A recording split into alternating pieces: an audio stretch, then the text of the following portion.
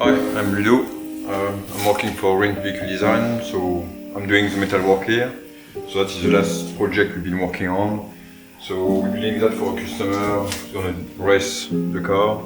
So we've done a full restoration on it.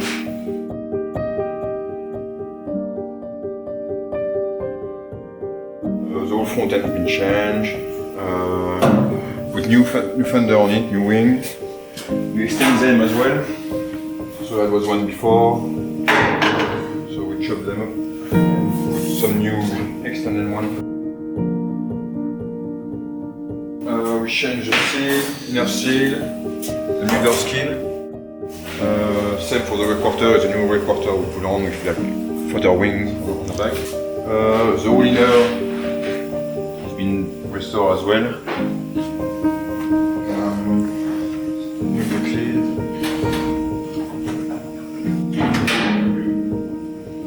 So the whole inner has been redone as well.